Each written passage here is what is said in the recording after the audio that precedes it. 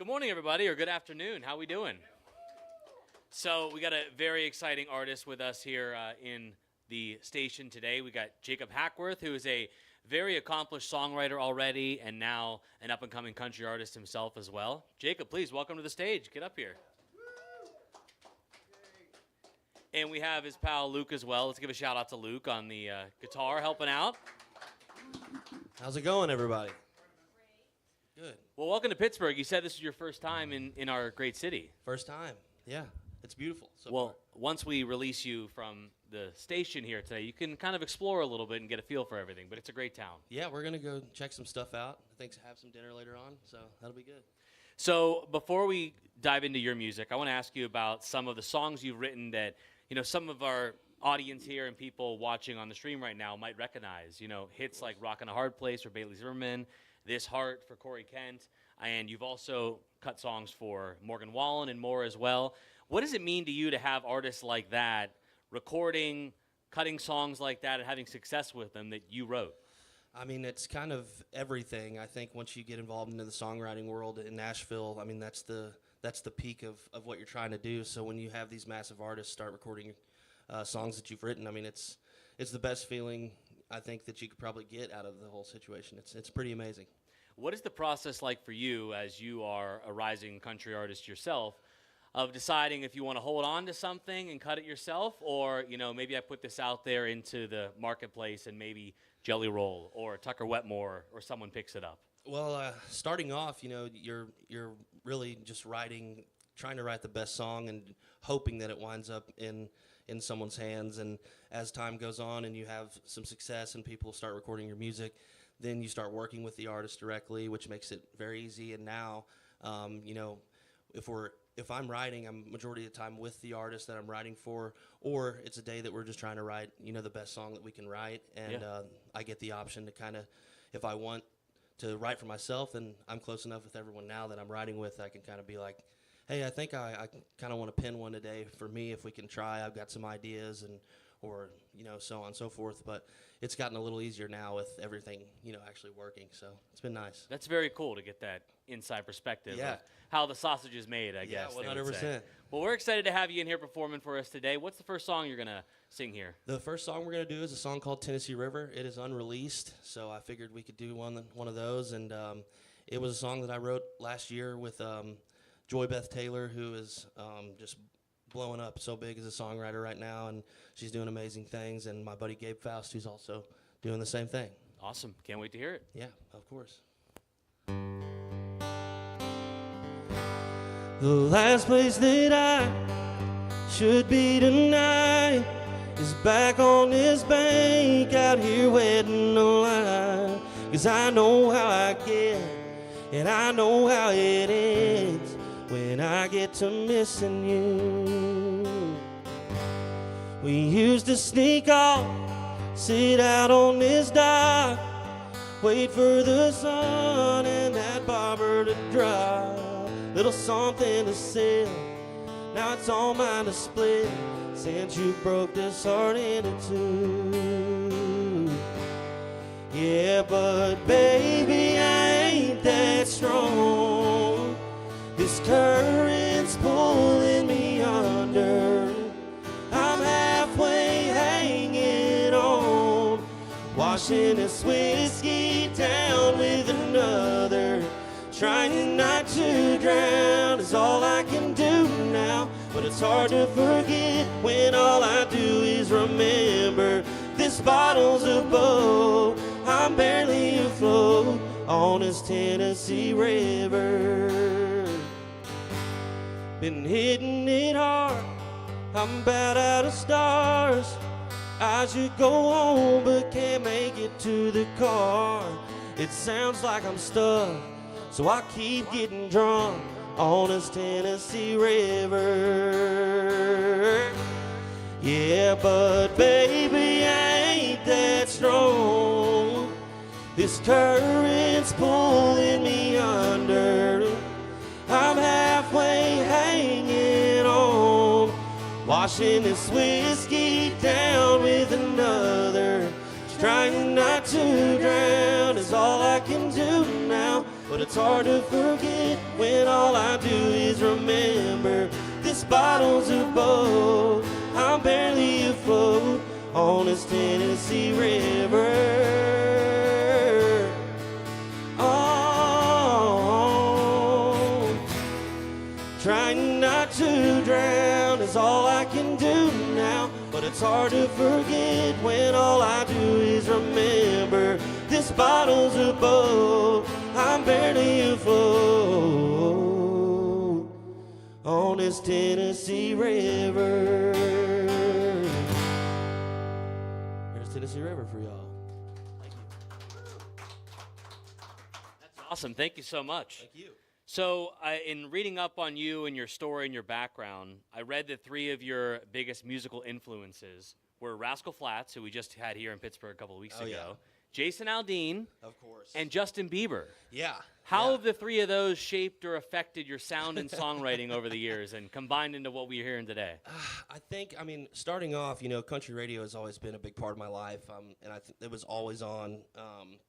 CMT was always on, and so those early Rascal Flatts songs that were massive were also a big part of me falling in love with music, and that's kind of what I started singing and what I really became interested in first, and then Justin Bieber blows up as an artist, and I was like, holy cow, Bieber is like a pop Gary LeVox, and they really, they mesh well together. But then I learned a lot about the pop industry and what he was doing, and I fell in love with that.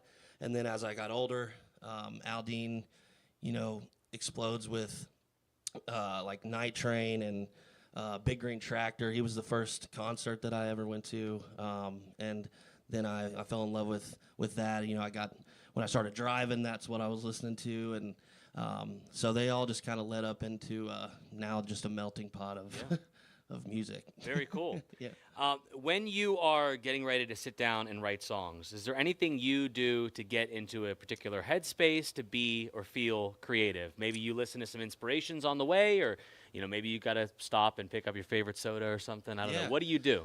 It depends. A lot of times we start writing at 11 in the morning. That's kind of the Nashville way. So, a good cup of coffee, and, I might call my dad or call some family on the way to the ride and just talk. Or if it's in the evening, maybe a cold beer always helps kind of get things rolling. But it's just more so just coming in with, a good idea, and kind of just being around the right people is kind of what really gets things going, I think, for me. And being in the room also, once you get there, that's kind of when a lot of the spark happens, I feel like, for me. Very cool. What's the second song you're going to perform for us today? The second song is my last release. I released it back in December. It's called Bad As I Do. I wrote it last year with Jesse Joe Dillon, Daniel Ross, and I'm blanking right now. There was another writer, Chris Tompkins, my good friend Chris Tompkins. So all great songwriters, and I was lucky enough to get to put it out. Awesome. Can't wait to hear it. Awesome.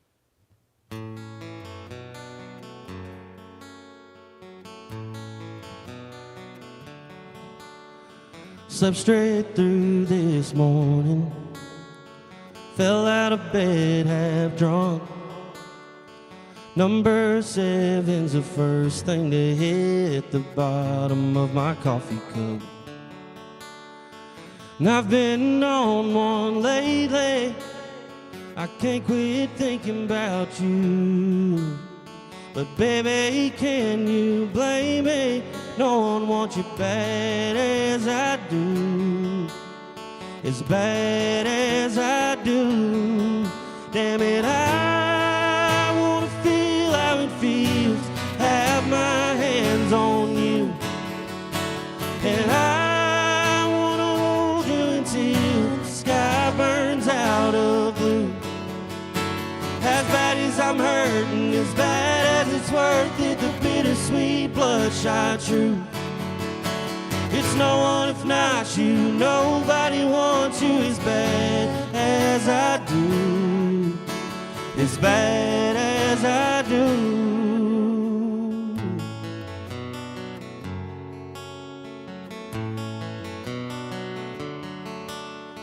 Trash in a Hilton hotel room, passing out on the floor.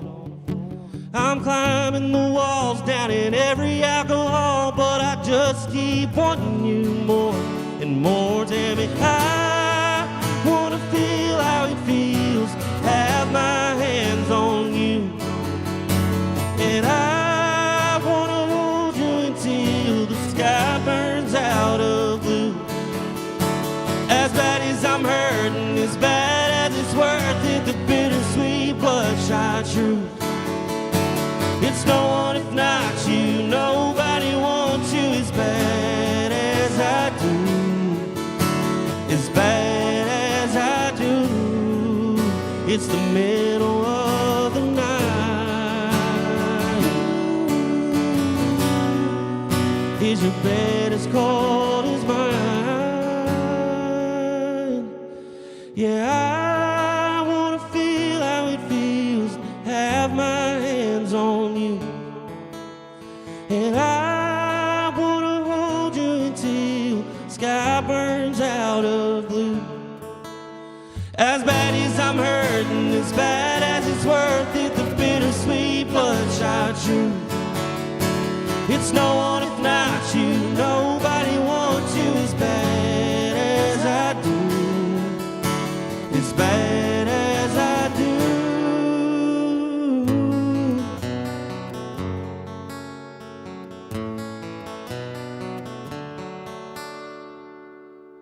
Not as bad as I do. Thank y'all.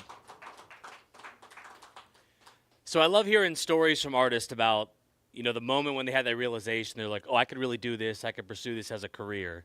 And I read earlier today that yours was in 2018, back in home in Missouri, at an Ugly Sweater Christmas concert you put on. Yes. Can you tell a story behind that and how that's when you realized and it clicked for you, like, oh, this could be my calling? Yeah, we, so beginning, starting off, when I worked for the railroad, and I worked for him for about 4 years, and I'd quit and moved back home and got a job. That's when I met Luke, and Luke was playing all over our little town, and we started hanging out a lot, and he started bringing me up and let me play some of his shows. And then I was like, hey, man, I'd like to put something on, that we can put on, for me. And we did an acoustic show at this, the only bar that could, really do it in town. And we did it acoustic with another one of our friends, and it was awesome. A lot of people came, and we had a blast.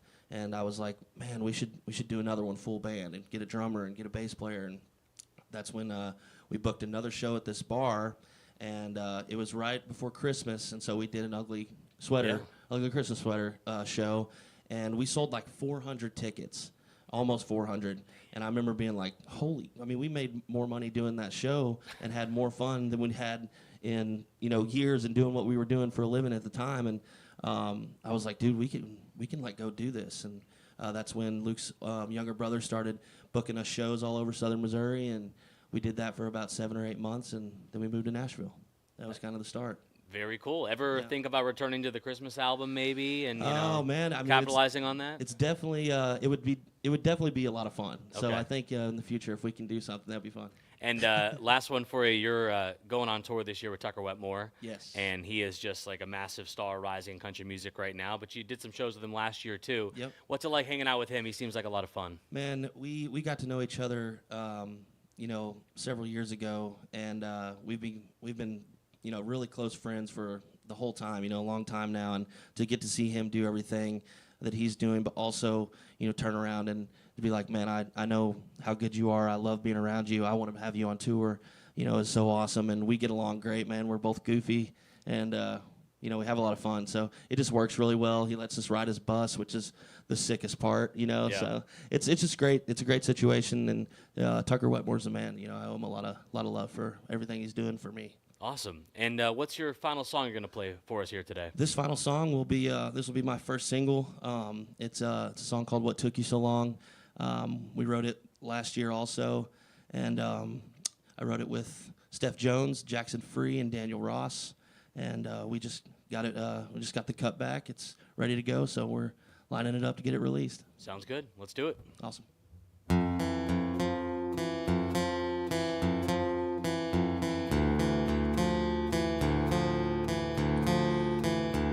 You told me you loved me in 1 week. You moved in 1 month, and then we took a trip out to your mama's. Thought we were really on to something. Had talks of gold bands and blueprints, driveways and concrete and shoe prints. We never did anything slow. So what took you so long to tell me goodbye? Why did you hold on like you'd always be mine? If you knew it was wrong after all of this time, what took you so long to tell me goodbye?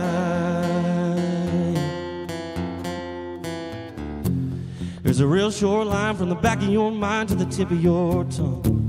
Was it all too hard just to fold your cards and let us be done? Were you thinking that stalling would soften the blow? I think I deserve to know what took you so long to tell me goodbye. Why did you hold on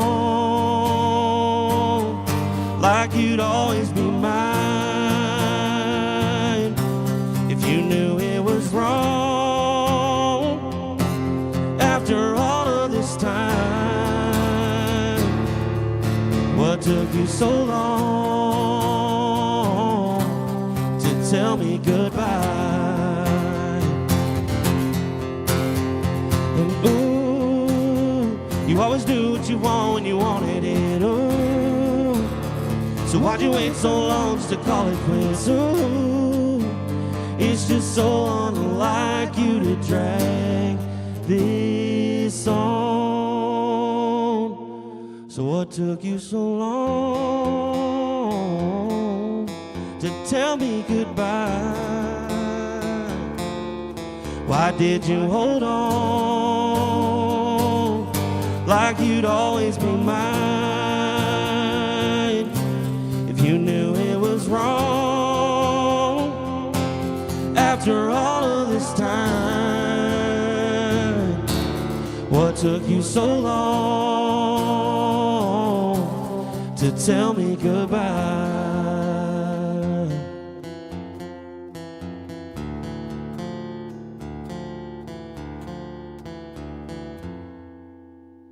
That is what took you so long. Thank you. Awesome, Jacob. Thank you so much. We really appreciate you being with us here today. And let's make some noise for Luke as well, too, for killing it over there on the acoustic guitar.